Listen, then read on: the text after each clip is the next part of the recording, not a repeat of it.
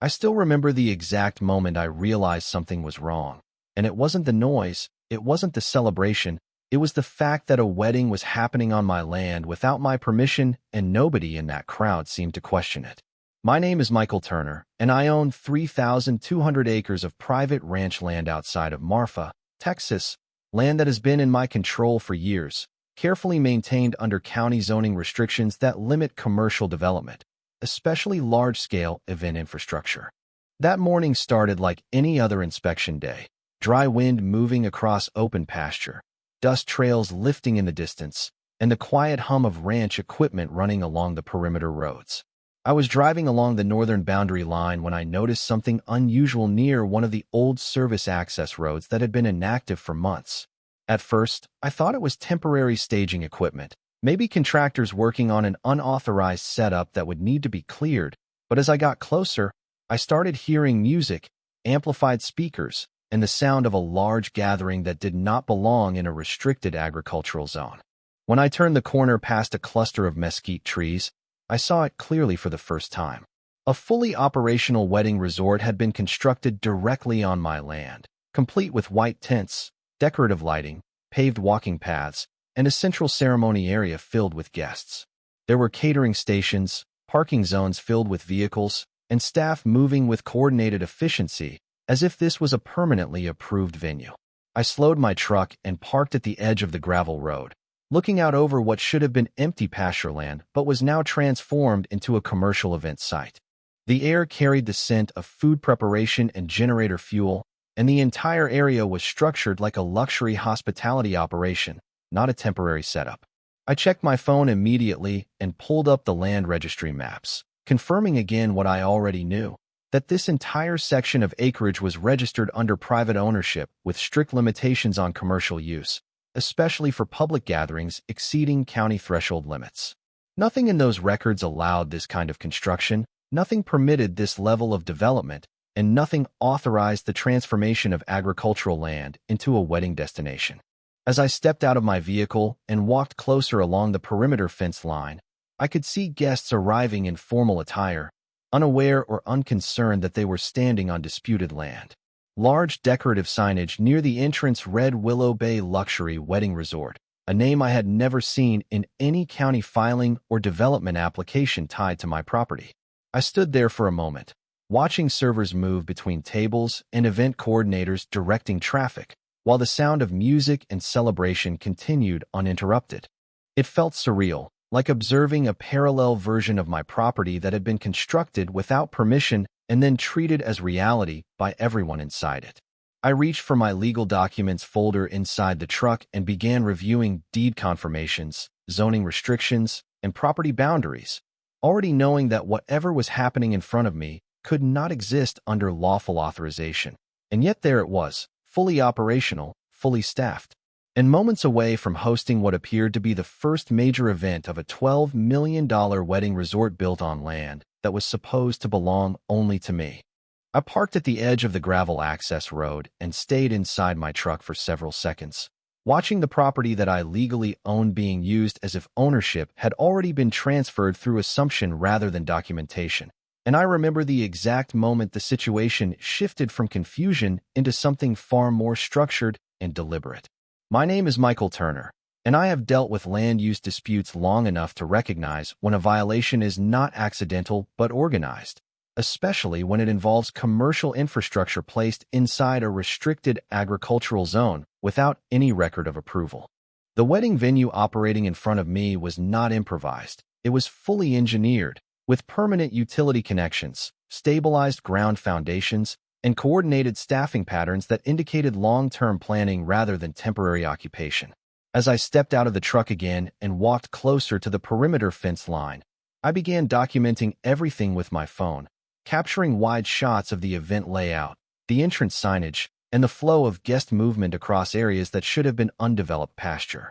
The sign at the entrance clearly displayed Willow Bay Luxury Wedding Resort, and beneath it, directional markers guided guests towards ceremony spaces, reception halls, and catering zones that extended deeper into my property. I checked my legal folder again, reviewing the deed records and zoning restrictions that applied to the entire 3,200 acres, and every document confirmed the same thing, that no commercial event structure, hospitality operation, or public gathering venue had ever been authorized under my land classification. Yet the reality in front of me was functioning without hesitation, as if administrative approval had already been assumed through repetition and construction progress. I moved along the fence line until I reached a service gate that had been modified with decorative coverings and temporary access control signage, indicating that someone had actively repurposed my infrastructure for public use. Inside, I could see event coordinators directing arriving guests, guiding them through pathways lined with floral arrangements and lighting installations that were powered by portable generator systems positioned along the tree line.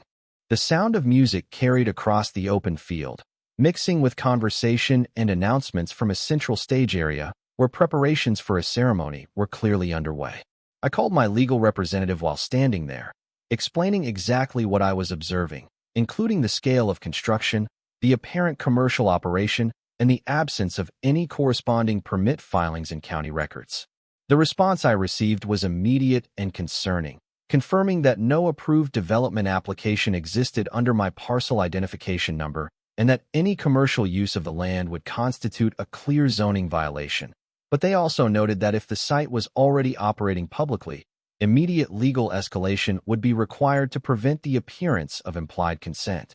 That distinction mattered because in property law, active use without objection can sometimes be misinterpreted as tacit acceptance if not formally challenged within appropriate legal timelines. I continued recording video evidence, moving slowly along the boundary to capture multiple angles of the resort layout, including parking areas filled with vehicles, temporary hospitality structures, and the main ceremony space where guests were now gathering in increasing numbers. The scale of the operation suggested significant financial investment, far beyond a casual trespass or small unauthorized event, and everything about the setup indicated confidence in continued operation rather than fear of removal. As I stood there watching the preparation for what appeared to be the first major wedding ceremony, I realized that the conflict was no longer just about land intrusion. It had become a direct challenge to whether ownership could be respected in practice if it was actively ignored in execution, and I knew I would have to act immediately to prevent this from becoming a recognized commercial reality on my property.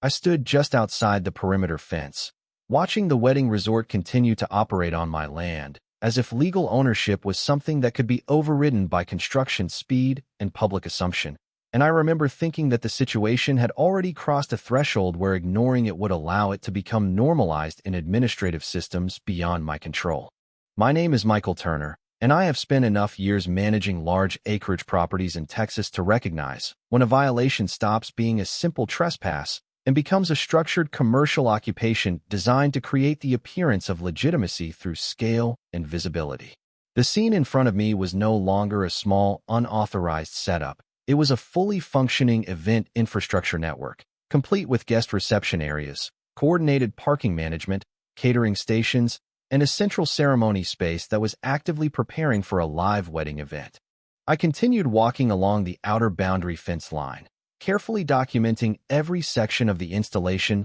with continuous video recording, making sure to capture not only the main structures, but also supporting systems such as generator placements, lighting grids, and temporary utility connections that had been embedded into the terrain without any visible county inspection markers. As I moved closer to the main entrance, I could see staff members guiding guests through check-in areas, handing out event materials, and directing movement patterns with practiced coordination, as if this location had been operating as a licensed venue for an extended period of time rather than a recently constructed installation. The signage above the entrance remained clearly visible: Willow Bay Luxury Wedding Resort, with decorative branding elements that reinforced the illusion of permanence and official recognition. I checked my legal documents again, scanning through deed records, zoning restrictions, and agricultural land use classifications that applied to my entire property, and every official entry confirmed the same legal reality, that no commercial hospitality development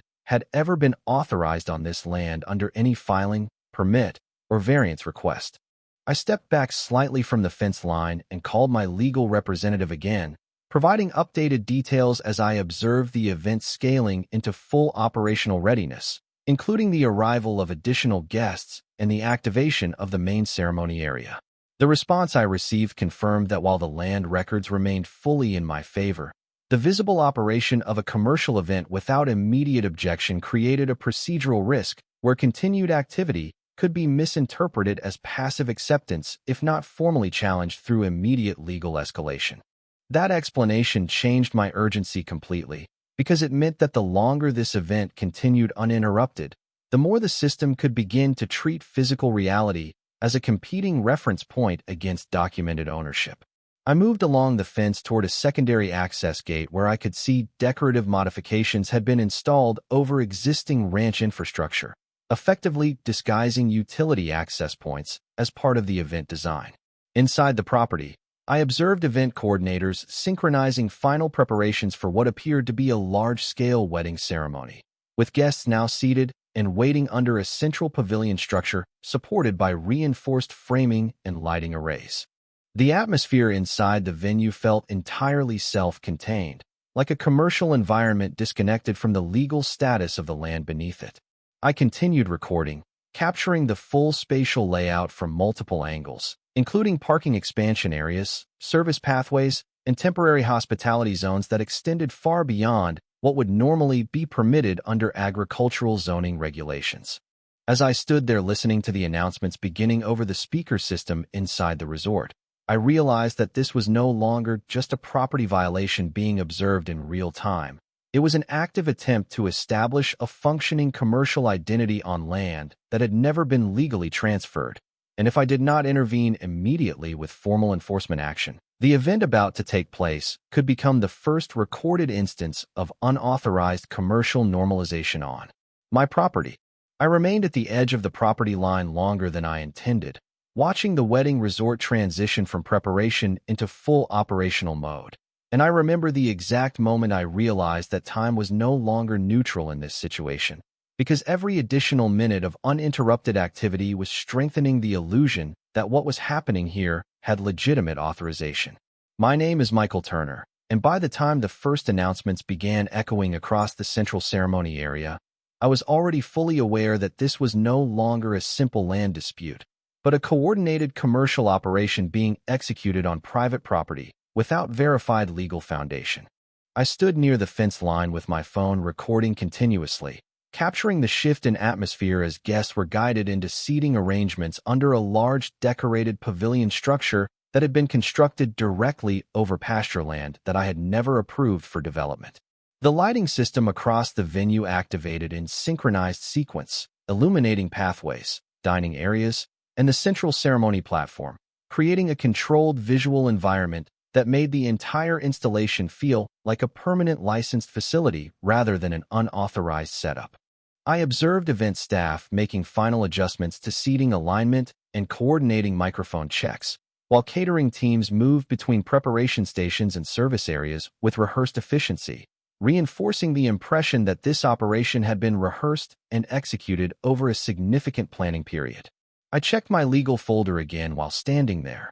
reviewing land ownership documentation, zoning restrictions, and agricultural use limitations, each confirming that no commercial hospitality activity, no public assembly permit, and no wedding venue authorization existed for this parcel of land under any county record. I called my attorney once more, providing real-time updates as the event escalated into active ceremony readiness, explaining that guests were now fully seated and that the officiant area appeared prepared for immediate commencement. The response was immediate and precise, confirming that while my ownership remained fully valid and uncontested in official records, the presence of an active commercial event without immediate legal objection created a procedural vulnerability where continued operation could be misinterpreted by external observers or administrative reviewers as implied tolerance if not formally challenged without delay. That assessment shifted my entire approach, because it meant the situation was no longer just about stopping unauthorized construction, but about preventing an active public event from becoming a reference point that could distort the perception of lawful land use. I moved closer along the perimeter fence until I reached a vantage point where I could clearly see the central ceremony platform, where guests were now fully arranged and waiting under decorative lighting structures that had been anchored into the ground, without any visible inspection tags or county approval markers. The speaker system inside the venue began making final announcements, signaling that the ceremony was about to begin, and I could see the level of coordination among staff increase as they prepared for the final transition into the main event. I continued recording every visible detail, capturing wide-angle footage of the entire resort layout, including parking expansion zones, service corridors, and utility placements that extended far beyond what would normally be permitted under agricultural zoning classification. As I stood there listening to the growing anticipation inside the venue, I realized that the critical point of escalation was not the physical construction anymore, but the imminent commencement of a large-scale commercial ceremony on land that had never been legally approved for such use. And if I did not initiate immediate formal intervention, the first wedding at this unauthorized resort could become a documented event that would complicate legal correction far beyond simple trespass. Enforcement. I was still standing near the perimeter fence when the final shift happened, the moment where preparation turned into execution, and I remember how quickly the entire atmosphere of the property changed from controlled anticipation into irreversible public event activation. My name is Michael Turner, and I had been documenting the unauthorized wedding resort operation on my land for over an hour at that point. But what I was seeing now was no longer preparation or staging. It was the full commencement of a large-scale commercial ceremony taking place on private property without legal authorization. The announcement system inside the venue activated in a clear, formal tone, signaling the beginning of the ceremony sequence, and I could see guests turning their attention toward the central pavilion where the officiant was preparing to begin the formal proceedings. The lighting across the entire resort intensified slightly as the system transitioned into event mode, illuminating pathways, seating arrangements, and decorative installations that had been built directly into my land, as if the property itself had been permanently reclassified. I stepped closer to the fence line again, keeping my recording active, capturing the exact moment when the first formal ceremonial instructions were given to the audience, because I understood that this was the critical legal inflection point where unauthorized use became publicly visible execution rather than concealed construction. I called my legal representative once more while watching the ceremony prepare to begin, explaining that the event had now reached full activation and that guests were fully seated under the central structure with the officiant positioned to proceed.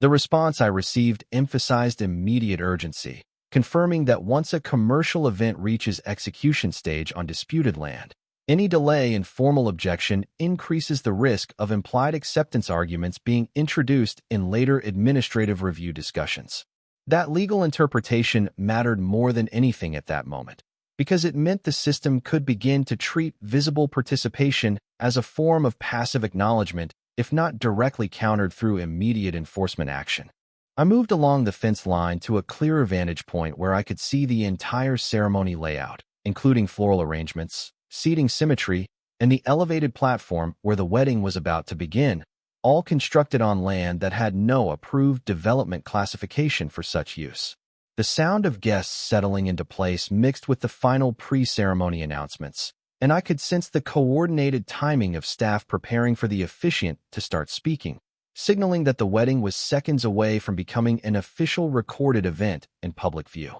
I continued recording continuously, capturing wide and close-angle footage of the entire operation, including parking expansion areas filled with vehicles, service corridors actively in use, and utility systems powering the venue infrastructure without interruption. The more I observed, the more I realized that this was not a spontaneous violation, but a fully structured commercial execution designed to operate at scale, with the confidence that visibility alone might deter immediate intervention. I checked my land ownership documents again while standing there, confirming once more that the entire 3,200 acres remained under my exclusive title with no recorded commercial development rights granted for any portion of the property. As the officiant stepped forward at the central platform and the ceremony began its opening statements, I understood that I was now at the most critical legal threshold of the entire situation. Because the first words spoken in an unauthorized commercial ceremony on my land could transform the dispute from construction violation into an active event record that would require significantly more complex legal reversal procedures,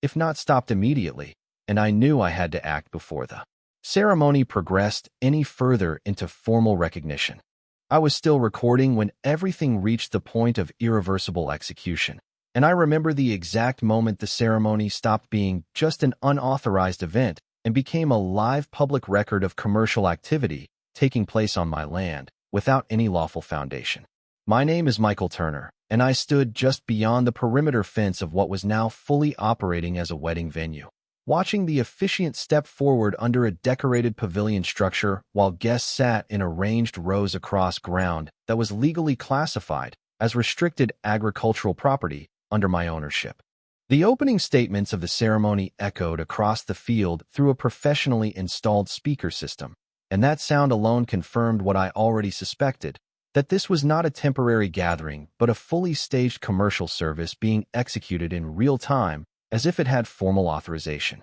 I continued filming without interruption, capturing wide-angle footage of the entire layout, including seating arrangements, lighting structures, catering stations, and the movement of staff coordinating the flow of guests through designated pathways. The entire environment had been designed with precision, from the placement of decorative arches to the positioning of service areas, suggesting that this operation had been planned well in advance and executed with confidence that no immediate enforcement action would occur during the event itself. I checked my legal communication channel again while standing there, confirming that my attorney had already initiated emergency filing protocols to document active commercial use of private land without zoning approval or permit authorization, and that those filings were being transmitted directly into county enforcement review systems. The response emphasized that timing was critical because once a public ceremony progresses beyond initial commencement, it becomes significantly more complex to distinguish between attempted use and established operational activity in administrative interpretation. That distinction mattered more than anything at that moment, because I could see guests fully engaged in the ceremony proceedings, unaware or unconcerned about the legal status of the land beneath them. I moved along the fence line again to capture additional angles of the venue, making sure to document parking expansion areas filled with vehicles, temporary infrastructure supporting catering and service operations, and utility systems powering the entire installation without interruption. The sound of the officiant's voice continued across the field, signaling that the ceremony was progressing through formal stages, and I understood that each passing minute was effectively strengthening the visual record of a functioning commercial wedding venue operating on disputed property. I paused briefly near a section of fence where decorative modifications had been attached to existing ranch infrastructure, effectively masking the original boundary line with event branding and floral installations, a detail that indicated deliberate integration rather than accidental overlap.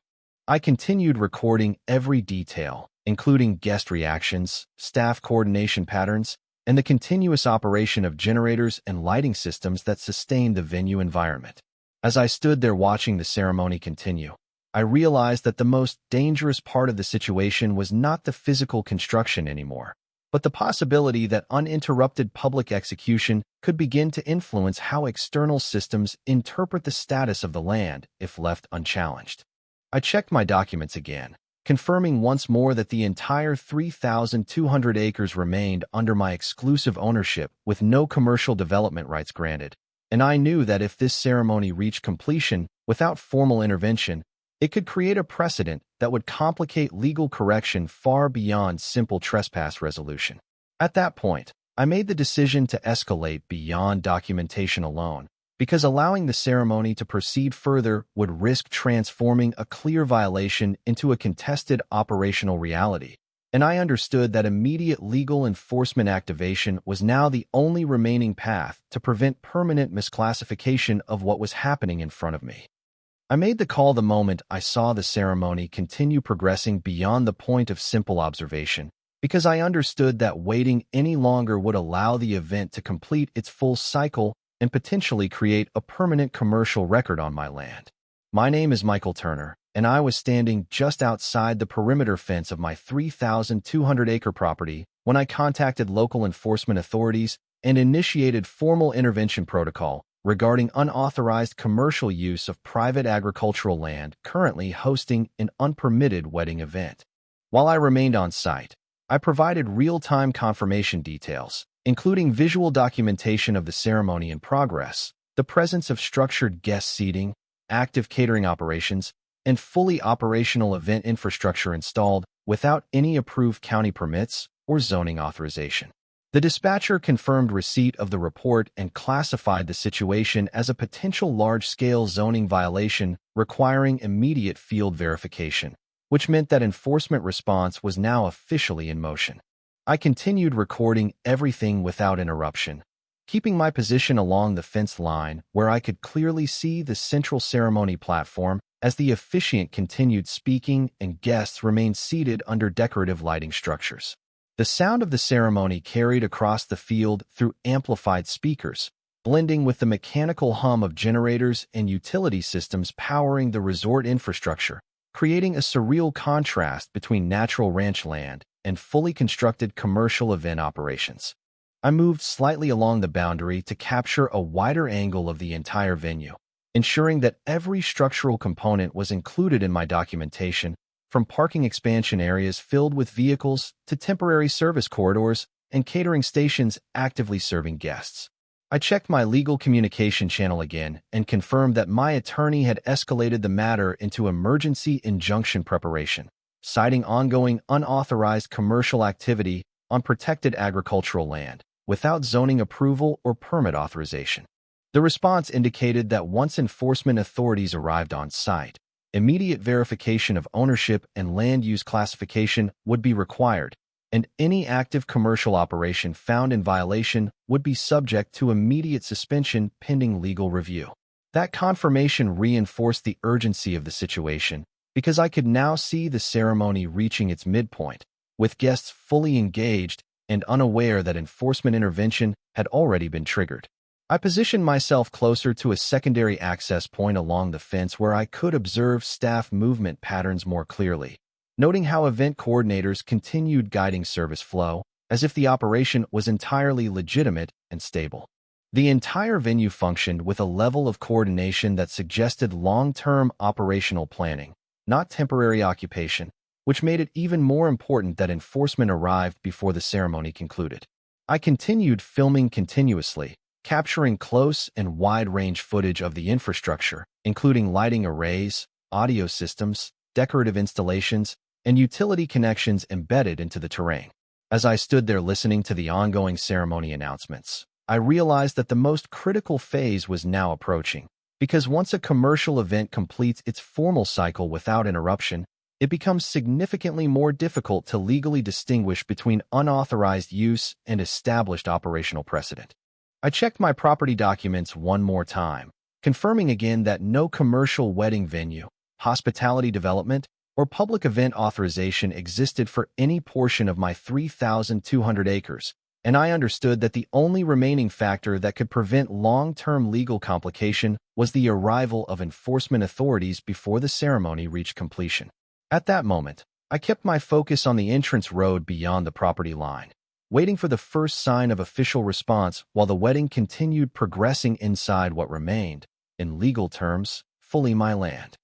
I saw the headlights first, faint at the edge of the access road beyond my property line, and in that moment I knew enforcement had finally arrived, not as an abstract possibility, but as a physical presence that would now determine whether the ceremony continued or stopped where it stood. My name is Michael Turner, and I remain positioned just outside the fence of my 3,200-acre ranch in Texas as the wedding inside the illegal resort reached its most active phase, guests fully seated, and the officiant continuing formal proceedings under the decorated pavilion built directly on my land. The arrival of law enforcement vehicles changed the entire energy of the situation instantly, because even from a distance I could see the shift in movement patterns among staff and coordinators inside the venue as they began to register that external authority was now present at the perimeter. I continued recording without interruption, adjusting my position slightly to capture both the ceremony area and the entrance road where the sheriff units were now approaching the main access gate.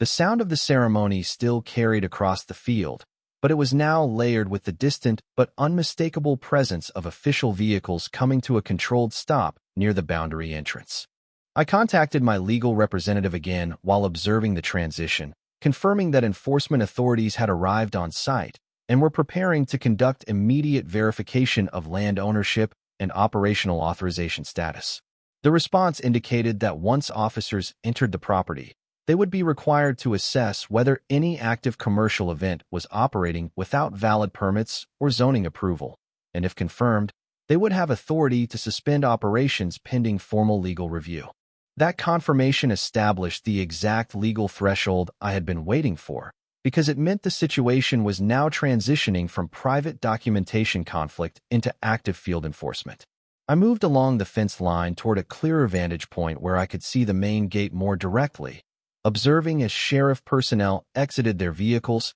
and began coordinating their approach toward the entrance of the wedding resort. Inside the venue, I could see subtle but immediate changes in staff behavior as they communicated across radios and attempted to maintain order within the ongoing ceremony environment.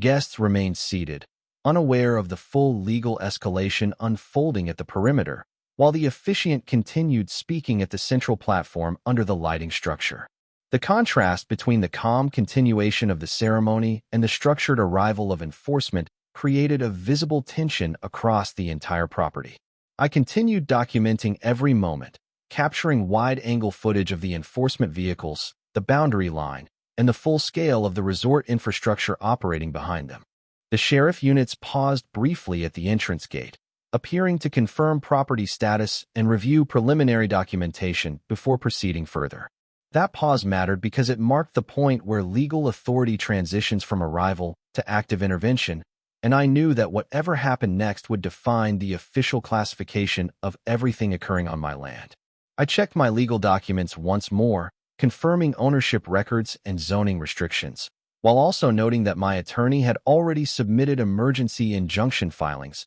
to reinforce immediate cessation of commercial activity. As I stood there watching enforcement prepare to enter, I understood that the most critical moment of the entire situation was now unfolding in real time, because once authorities stepped inside the venue, the ceremony that had been progressing as a fully operational wedding would either be formally halted or allowed to complete under legal observation, and everything depended on the next few minutes of action at the gate.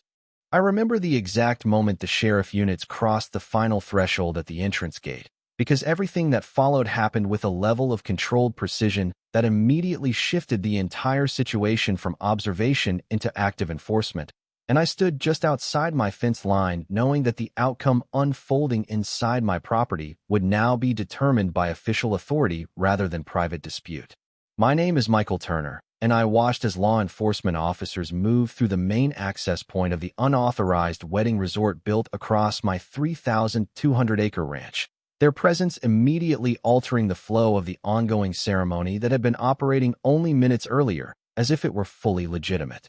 The officiant paused mid-statement. Guests began turning their attention toward the entrance, and event staff visibly slowed their coordinated movement as they recognized that external jurisdiction had now entered the operational space. I continued recording continuously, capturing the exact transition as the sheriff units advanced toward the central pavilion where the ceremony was still technically in progress. The speaker system that had been carrying ceremonial announcements moments earlier now carried a different tone of confusion as staff attempted to maintain order while acknowledging the presence of enforcement personnel. I could see one of the officers holding a tablet while consulting property verification records at the gate, confirming jurisdiction boundaries before proceeding deeper into the venue. That moment mattered because it marked the official shift from observation to intervention, where legal authority begins to override ongoing activity regardless of its stage of completion. I contacted my attorney again while observing the progression, confirming that enforcement had officially entered the property and was now initiating field verification of land ownership and operational authorization. The response confirmed that once sheriff units verified active commercial use without permits or zoning approval, they had authority to immediately suspend operations pending full legal review, which meant the ceremony could no longer continue uninterrupted under any assumed claim of legitimacy. I moved along the fence line to maintain a clear view of the central ceremony area, where guests were now visibly reacting to the presence of law enforcement while remaining seated under the decorative pavilion structure. The contrast between the formal wedding setup and the unfolding enforcement action created a moment of complete procedural collision, where two opposing systems were now occupying the same physical space. I continued documenting everything, capturing wide-angle footage of the officers moving through the venue, staff attempting to coordinate responses, and the gradual breakdown of the ceremony's structured progression. The officiant stepped back slightly as sheriff personnel approached the central platform, and I could see officers beginning to address event coordinators while reviewing documentation related to land use and permitting. The sound of the ceremony diminished as attention shifted entirely toward enforcement activity, and I understood that the legal classification of everything occurring on my land was now being actively reassessed in real time. I checked my property records once more while standing at the fence, confirming ownership and zoning restrictions, and I knew that the presence of enforcement officers on site